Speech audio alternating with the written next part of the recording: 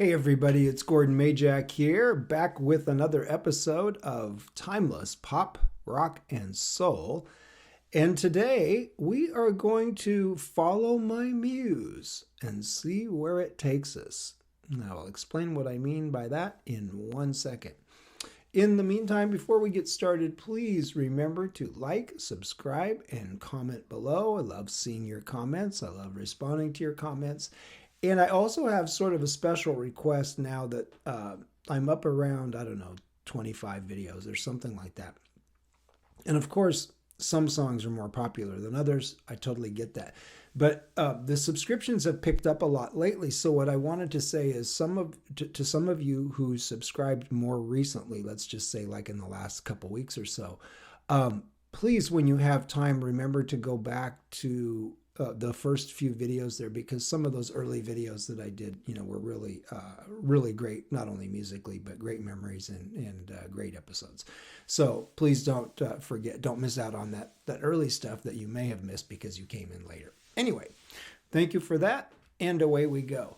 Now, today, as I said, we are going to follow my muse, and let me tell you what I mean by that.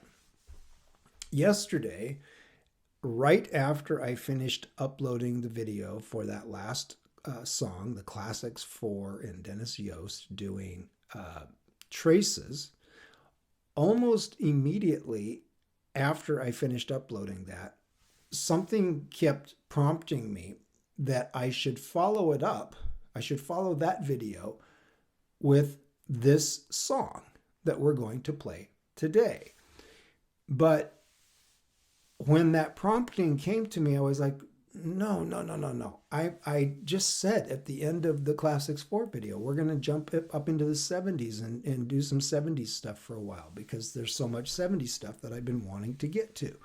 And I had every intention of doing that, even to the point where this morning when I went on my daily walk, I was mapping out this whole thing about this song that I was going to do from the 70s to sort of launch my little venture into the 70s here with these next several videos. And I had the song picked out. I was thinking about my impressions of the song and my memories of it going back to the 70s, the whole 9 yards. I was planning out the whole thing. And yet, while it was like I was having this dialogue with myself, because all the while that I was doing that on my walk, where part of me was planning this thing that I was going to do, like I said in the last video, I'm going to jump into the 70s. Just as that part of my brain was planning that, like normal, this other part of me just would not let go with this other song that was just nagging me, like, no, you have to follow Traces with this song. And it's just one of those things where I couldn't ignore it. So, and I guess it's kind of fitting when I tell you about the song and how I came to know of the song in the first place. Now, let's just do this part first. Here's who we're talking about. This is the Swiss duo. They're from Switzerland. There's 4 people in that picture, but it's really only 2 guys. The lead vocalist and co-writer and co-arranger and co-producer, the lead vocalist there, is a gentleman named Kurt Maloo, and his partner there is the keyboardist and also co-composer, co-arranger, and co-producer, and that is Felix Haug. Now, this record came out, the UK side of it came out there in late 1985, and it got over to the US in early 1986. And my personal story of hearing the song in the early days and sort of discovering it goes right back to that very beginning time frame, because at AEI, that was part of our whole job, was we had to stay on top of stuff, and whether it had been released in the US or not was irrelevant. If it was doing something in the UK, we had to know about it and had to have those songs wherever possible so we could use them. So I recall being aware of it early on, aware of the song early on. But here's the weird part. So I think back, and I was looking through my music database, and I was just looking back to that time frame there of 1985. And I remember it quite well musically because I remember writing an article on Whitney Houston, and that was the year her first album came out in 1985. So Whitney Houston had a huge year that year. I remember writing an article about Sting that year because that was the year Sting did his first solo album after leaving the Police a few years earlier. So Sting had a big year that year. Uh, Tears for Fears had a big year that year. Sade had her second album coming out that year. So, Brian Ferry had a solo album there with Slave to Love and Don't Stop to Dance. He had a big year. Simple Minds had a big year with that song from The Breakfast Club. I mean, on and on. There were a lot of already established artists that had big years in 1985. Going into 1986. And yet, out of all of that, I recall, and it still haunts me to this day, and it's why I said I was going to follow my muse, because this is one of those songs that it will just haunt you, and it always has haunted me, and it always will. And it's not like lately, I've been listening to this song so many times, because I really haven't. I've had it on my list of potential songs that I wanted to get to on the channel, but and it was sort of in a group that was going to be coming up, but it wasn't imminent. And then, just like the nature of this song itself, and when you hear it, you'll know what I mean. There's something about this record just literally came out of nowhere. Okay, in late 85, going into 1986. This record just came through all of the noise and all of the music and all of the other stars that I mentioned that were all having big years. This song and these two guys, Kurt Maloo and Felix Haug, the Swiss duo, Double, they somehow came through all of that crowd and all of that clutter with this song that was so left field and yet so impeccably done. This is just an exquisite piece of music. And it turns out that these two gents, they were one-hit wonders. This was it for them. This song, excuse me, Captain of Her Heart, got up to number 8 in the UK, number 16 in the US, and number 4 in the US on the adult contemporary chart. So a nice hit song there for them. And they never got even a whiff of it ever again. They had no other songs that registered in the public consciousness. And I think they broke up, these two guys broke up after the release of their next album, went nowhere. And you would say to yourself, when you hear how perfect this record is in so many ways, how exquisite this recording is, you would just naturally think to yourself, how can these guys, if they could do this thing, whatever this song is, and this is a song that just defies, it's jazzy, but it's not jazz. It's pop, but it's so sophisticated and jazzy. Is it really still pop? It's got a soulful element to it. It's a song that really defies categorization and description. And when these guys just come out of nowhere with this sound was so unique and so beautiful and so haunting and so unlike anything else that was on the radio or, out there in the public consciousness, MTV or whatever. And this song just stood out like you can't believe. It was just so apparent that this song was so unique and so different. And you would just wonder, how could these guys that could do this thing so perfectly, how could they not have a half a dozen or 10 or 15 other great songs? How if you had so much talent to pull this recording off, and we're talking about just a beautiful composition, a beautiful arrangement, impeccable production, great vocals, the instrumentation is just in this song is just so dialed in and so beautifully everything. I mean, you'll hear it. It's just a perfect song and one hit wonder. And I think to myself, man, I guess if you're only going to do one, you're only going to have one hit, boy, what a way to go out. Because these guys they just nailed this thing, man. I wouldn't even care if I never had any other hit records. If I could put my name on this song, I would gladly do so in about 2 seconds. And something that I want you to listen to here as we get into this before I stop it, just listen to this first minute or two here before I stop it in the middle. And listen to how much space there is in this recording.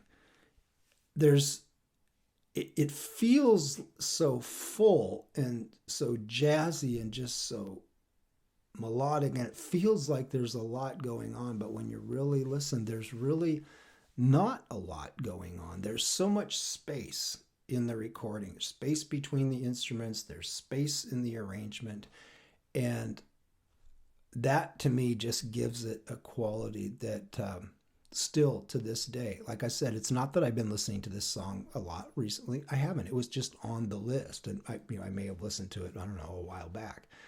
But today it was like, it was just in my head, just tugging on me. Okay, you got to do this one. You got to do this one. And like I said, that prompting started last night, right after I had uploaded that previous video, that this needed to be the song to segue into. From late 1985 going into early 1986 in the US, this is the Swiss duo of Kurt Maloo and Felix Haug, who went by the name of Double. And this is their one and only moment of perfection in the pop music universe. This is Captain of Her Heart.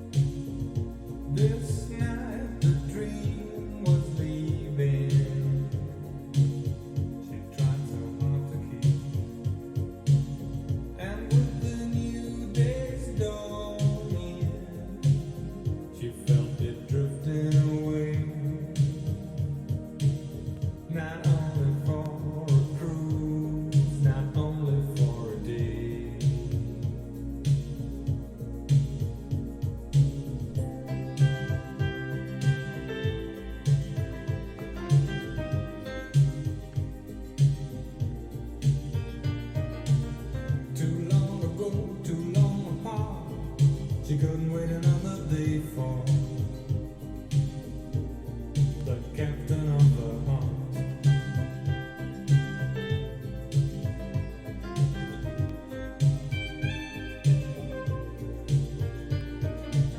As the day came up, she made a stop. She stopped waiting another day for the captain of her heart.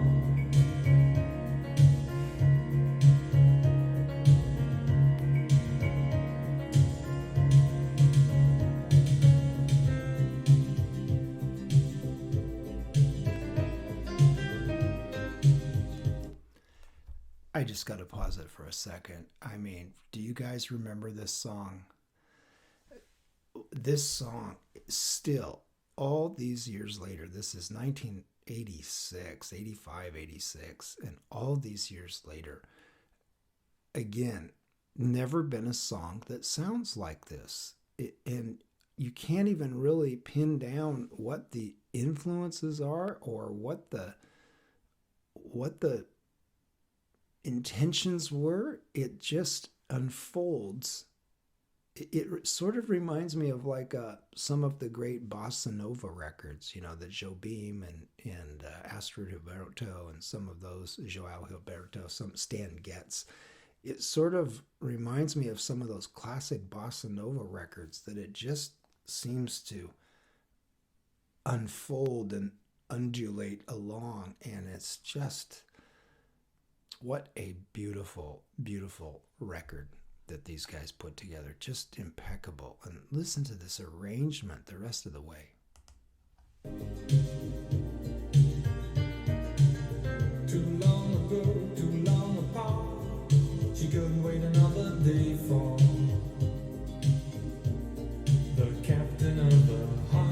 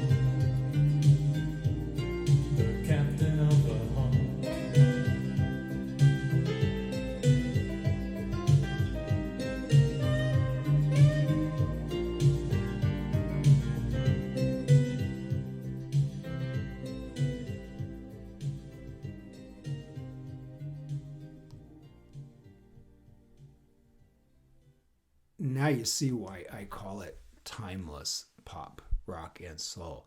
There is something just so eternal and timeless about that song. The vocal's not continuous, the saxophone's not continuous, that piano that's really giving you that hook, that lick of that piano little melody, it's dropped in. And when you think it's going to be that next, well, then it's the saxophone. And when you're expecting the saxophone, then the vocal comes back in. And the way they arranged that and spaced those parts out for these guys to just come out of nowhere and do it. And this phrase, the captain of her heart, she couldn't wait another day for the captain of her heart. And that line, the captain of her heart, where in the world did that hook come from? And just delivered with such a beautifully subdued, and again, here's that why it reminds me of kind of that bossa nova, jazzy vibe. Such a beautifully subdued and restrained vocal, but again, the way they drop it in there with that piano and that saxophone, and meanwhile the track is just flowing by like this incredible river, just so slowly and so beautifully, the way the track unfolds. Just really unbelievable to think how artists like this and songs like this just come out of nowhere. And all these years later, what a sound. All right, that was Double, Captain of Her Heart. Stay tuned. More videos coming. Hope you like that one. See you soon.